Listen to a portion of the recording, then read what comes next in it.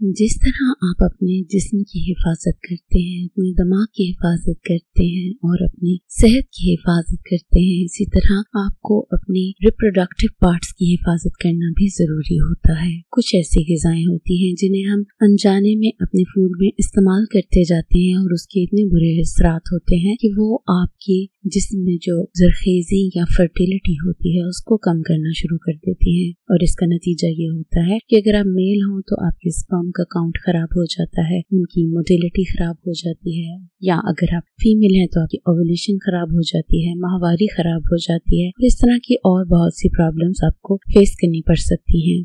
तो क्यों ना आपको ऐसी फूड्स बता दी जाएं जिनका इस्तेमाल आपकी फर्टिलिटी को बढ़ाता है, और वो फूड्स भी आपको बता दी जाएं जो आपने नहीं खानी ताकि फर्टिलिटी कम ना हो सके। लेकिन उससे पहले अस्सलाम वालेकुम, मैं हूं Sitara Nayab and welcome to my channel Mother Sky. दो कैटेगरीज में हम आपको फूड्स बताएंगे जो कि फर्टिलिटी को बढ़ाती हैं। मेंस के लिए अलग हैं और फीमेल के लिए अलग हैं। Fertility boosting foods for main, ऐसी ग़िज़ाएं जिनसे हम हस्बैंड या आदमी या खावन, जिसको भी आप सोच लें कि उसकी अगर अपनी फर्टिलिटी बढ़ानी है, उसमें जो स्पर्म का काउंट है बढ़ाना है, उनकी मोटिलिटी यानी कि स्पर्म का मूव होना और उसकी ओवरऑल रिप्रोडक्टिव हेल्थ बढ़ानी है, तो आपको इन ग़िज़ाओं का इस्तेमाल करना चाहिए। नंबर 1, स्पिनच यानी कि पालक। इसके अंदर फोलेट होता है, ये डीएनए के डैमेज से रोकता है जो कि स्पर्म का डीएनए होता है, और इस तरह स्पर्म को अच्छी हेल्थ मिलती है।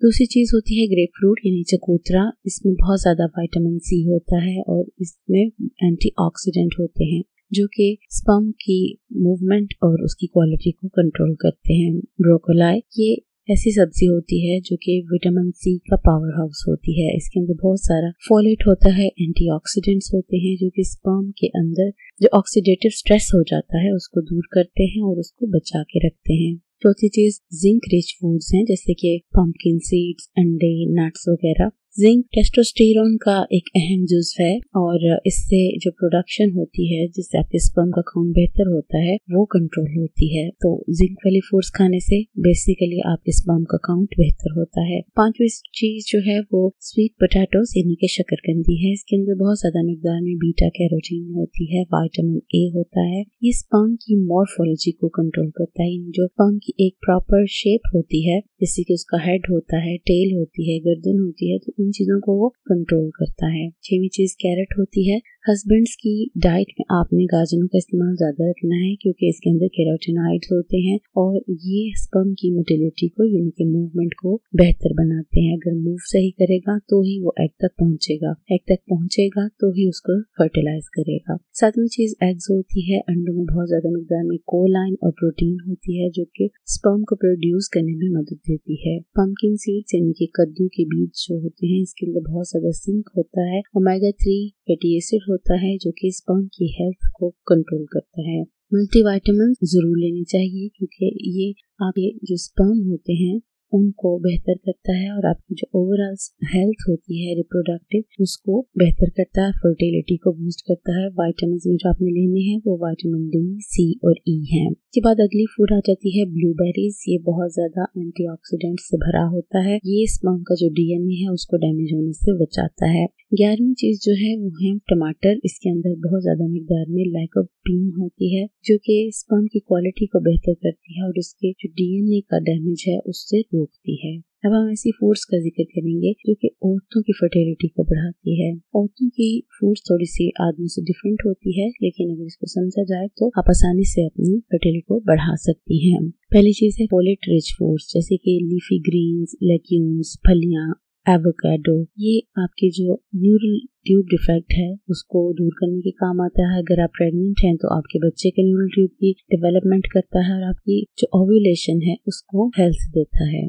दूसरी चीज एग्स होती है। एग में जैसे कि मैंने आपको बताया कि बहुत मिकदार में कोलाइन होता है जो कि ब्रेन की डेवलपमेंट और रिप्रोडक्टिव हेल्थ के लिए बहुत अच्छा होता है। फिर जंगली मछली यानी कि वाइल्ड सैल्मन, ये ओमेगा 3 फैटी एसिड से भरी होती है। ये ओवरऑल आपके हार्मोन्स को रेगुलेट करती है और इस तरह आगे एग की क्वालिटी को बेहतर करती है। चौथी चीज ऑलिव ऑयल यानी कि जैतून का तेल होता है। ये हेल्दी फैट्स में इसका शुमार होता है। ये जिस्म से सूजन दूर करता है और ब्लड के फ्लो को, रिप्रोडक्टिव ऑर्गन्स तक बेहतर बनाता है। तो इस तरह से ये रिप्रोडक्टिव ऑर्गन्स की हेल्थ को बेहतर बनाता है। पांचवी चीज है नट्स या सीड्स, जैसे कि बादाम, अखरोट, सनफ्लावर के बीज। इनमें विटामिन ई होता है जो कि यूट्रस की लाइनिंग को बेहतर करता है और उससे जो एग है वो हेल्दी बनता है।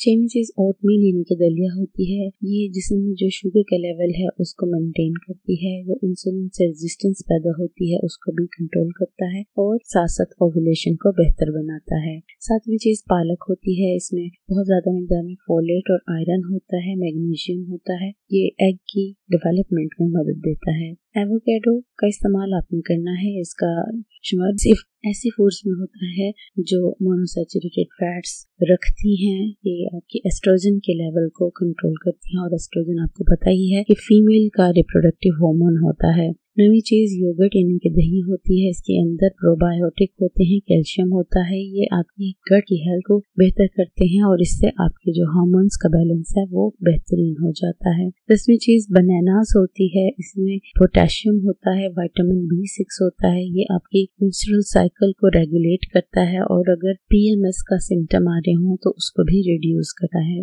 11वीं चीज देसी चिकन होती है। इसमें लीन प्रोटीन होती है, आयरन होता है और दोनों ही आपकी रिप्रोडक्टिव हेल्थ के लिए बहुत अच्छे होते हैं। अब ऐसी चीजें आपको बताने वाली हूँ जो कि आदमी हो या औरत हो उन दोनों को नहीं देनी, ताकि उनकी जो फर्टिलिटी है वो कम ना हो, क्योंकि ऐसी चीजें इन्फ्लेमेशन कर सकती हैं और हार्मोन्स को डिस्टर्ब कर सकती हैं। जैसे कि डेली मीट एंड बेकन यानी कि हराम जानवर का गोश्त, इसमें बहुत सारी मिकदार में नाइट्रेट्स होते हैं और प्रिजर्वेटिव्स होते हैं जो कि स्पर्म की क्वालिटी को खराब कर देते हैं।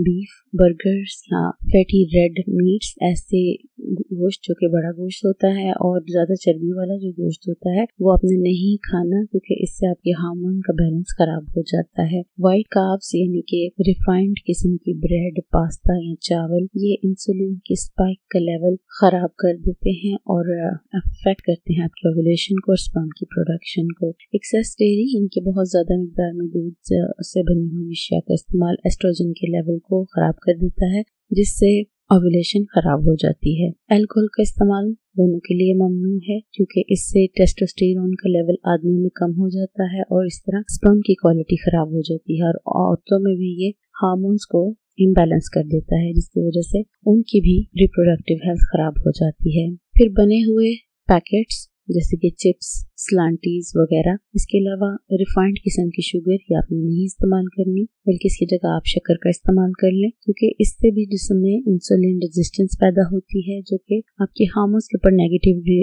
अफेक्ट करती है और फिर आपकी फर्टिलिटी खराब हो जाती है। कुछ टिप्स हैं कि अगर आप अपनी फर्टिलिटी को नेचुरली बूस्ट करना चाहती हैं तो आपको बैलेंस डाइट लेनी चाहिए जो कि फर्टिलिटी फ्रेंडली हो। थोड़ी बहुत एक्सरसाइज करनी है, लेकिन एक्सेसिव एक्सरसाइज नहीं करनी है आपने, खासतौर पे तब जब आप चाहती हो कि आपने कंसीव करना है। स्ट्रेस को दूर करना है, क्योंकि स्ट्रेस से कॉर्टिसोल बनता है और वो आपके दूसरे हार्मोन्स को खराब कर देता है।